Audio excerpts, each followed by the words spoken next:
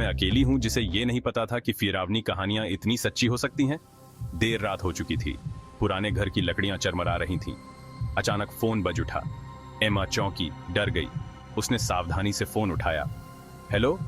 खाली कमरे में उसकी आवाज गूंज उठी। एक कड़कड़ाहट, फिर सन्नाटा। एमा ने भौहें सिकोड़ी। अजीब बात है।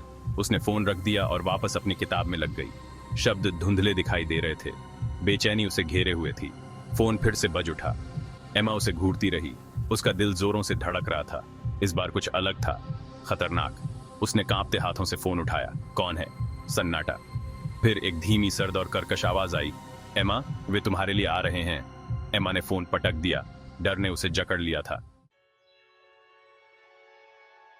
एमा मिलवुड आई थी नई शुरुआत करने। हरी भरी पहाड़ियों के बीच बसा ये छोटा सा कस्बा एकदम सही जगह लग रहा था। शहर से भागकर, अपने अतीत से भागकर, अपने दर्द से भागकर उसने शहर के बाहर एक छोटा सा घर किराए पर लिया था। ये घर पुराना था, इसकी लकड़ियां चरमराती थीं, लेकिन ये उसे एक सुरक्षित जगह लगता था। अब तक फोन धीरे धीरे आने लगे थे। पहले तो कट जाते थे, फिर तेज सांसें सुनाई देती थीं। एमा ने अनसुना करने की कोशिश की।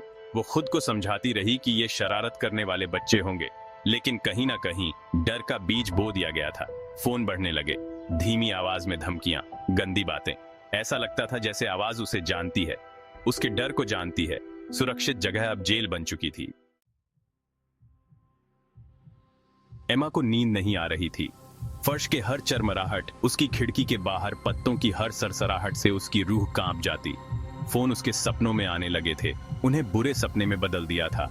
उसने अपना नंबर बदलने की कोशिश की, कोई फायदा नहीं हुआ। फोन आते रहे। आवाज पहले जैसी ही बेरहम थी। ये उसे ताने मारता, उसके डर का मजाक उड़ाता। एमा को लगा कि वो डर के सागर में डूब रही है। एक रात आवाज ने उसका नाम पुकारा। एमा, इसने कर्कश स्वर में कहा। हमें पता है तुम कहां हो। एमा ने फोन गिरा दिया। उसके खून में मानो बर्फ दौड़ गई। कोई उसे देख रहा था, लेकिन कौन? जवाब की तलाश में एमा ने मिलवुड के अतीत के बारे में पता लगाना शुरू कर दिया।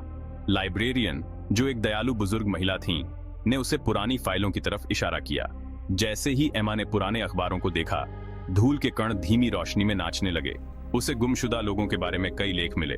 जवान लड़कियां, सब उसकी उम्र की, बिना किसी निशान के गायब हो गईं। लेखों में अजीब घटनाओं, काले जादू की रस्मों की अफवाहों और शहर में भटकती बुरी आत्मा का जिक्र था। एमा का दिल जोर से धड़कने लगा। क्या इन गुमशुदगी का फोन से कोई संबंध हो सकता है? क्या वो खतरे में थी? उसे और जानना था।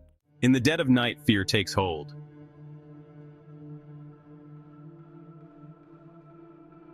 दिन रातों में बदलने लगे, रातें नींद उड़ा देने वाली। एमा को अपने आसपास हर वक्त कोई मौजूदगी महसूस होती, जो उसकी हर हरकत पर नजर रखे हुए थी। परछाइयां लंबी होती गईं, खतरनाक आकार लेती गईं। हकीकत और शक के बीच की रेखा धुंधली पड़ती गई। उसे अपनी आंखों के कोने में एक परछाई दिखाई देने लगी, एक लंबी दुबली पतली परछाई जो हमेशा आंखों से ओझल हो जाती। जब भी वो मुड़कर देखती, वो गायब हो जाती। क्या ये उसका वहम था या कुछ और भयानक? एक शाम एमा को अपने दरवाजे पर एक मरा हुआ पक्षी मिला। उसकी आंखें गायब थीं, खाली गड्ढे छोड़कर। उसकी रीढ़ की हड्डी में सिहरन दौड़ गई। ये कोई मजाक नहीं था, ये एक चेतावनी थी। एमा पुलिस के पास गई, लेकिन उन्होंने उसकी बात अनसुनी कर दी। ज्यादा पढ़ने वाली लड़की, उन्होंने कहा। दिमाग खराब हो गया है। उन्होंने काउंसलिंग और दवाई लेने की सलाह दी। उन्हें यकीन नहीं हुआ। वो अकेली थी। अपनी रिसर्च और डर और हिम्मत के मेल के साथ एमा ने खुद ही कुछ करने का फैसला किया। उसने शहर के इतिहास के बारे में और गहराई से पता लगाना शुरू कर दिया, गुमशुदगी और फोन कॉल के पीछे का सच जानने के लिए। उसे शहर के बाहर एक खाली पड़ा घर मिला, जो अखबारों में बताए गए काले जादू की रस्मों वाली जगह के बारे में अफवाह थी। स्थानीय लोग इसे शैतान का घर कहते थे, एक ऐसी जगह जहां अंधेरा छाया रहता था और बुराई फुसफुसाती थी। जैसे ही शाम ढली और आसमान बैंगनी और नारंगी रंग में रंग गया, एमा शैतान के घर के पास पहुंची। हवा भारी हो गई, डर साफ महसूस किया जा सकता था। घर शांत खड़ा था, भूली हुई भयावहता का प्रमाण। एमा सावधानी से अंदर दाखिल हुई। अंदर की हवा बांसी और ठंडी थी, जिसमें सड़ांध भरी हुई थी। धूल से सने फर्नीचर और मकड़ियों के जाले लंबे समय से खाली पड़े जीवन की तस्वीर पेश कर रहे थे। उसे एक गुप्त कमरा मिला, जिसकी दीवारों पर अजीब प्रतीक और चित्र बने हुए थे। यह एक वेदी थी जो एक दुष्ट शक्ति को समर्पित थी। जैसे ही एमा ने प्रतीकों की जांच की, उसे अपने पीछे एक मौजूदगी महसूस हुई। वह अपनी बेचैनी के स्रोत का सामना करने के लिए मुड़ी। परछाई में एक आकृति खड़ी थी जिसकी आंखें एक अजीब हरी रोशनी से चमक रही थीं। शक्ति ने उसे ढूंढ लिया था। शक्ति बोली। उसकी आवाज एक कर्कश आवाज थी जो पूरे कमरे में गूंज रही थी। इसने अपनी शक्ति शहर पर अपने नियंत्रण, आत्माओं के लिए अपनी भूख के बारे में डींग हाँकी। इसने गुमशुदगी, फोन कॉल और उस डर की जिम्मेदारी ली जो एमा के दिल में घर कर गया था। लेकिन एमा ने एक और शिकार बनने से इनकार कर दिया। उसने अपने डर का सामना किया था, सच्चाई का पर्दाफाश किया था। अब वापस लड़ने का समय था। अपनी रिसर्च में वर्णित अनुष्ठानों को याद करते हुए एमा ने शक्ति को चुनौती दी। उसने शक्ति के शब्द बोले। उसकी आवाज कांप रही थी लेकिन दृढ़ थी। कमरा ऊर्जा से भर गया।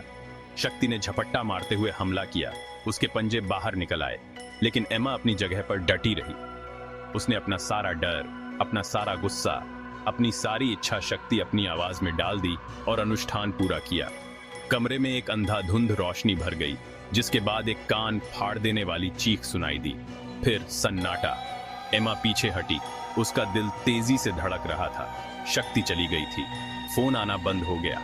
मिलवुड शहर आखिरकार फिर से सांस ले सकता था।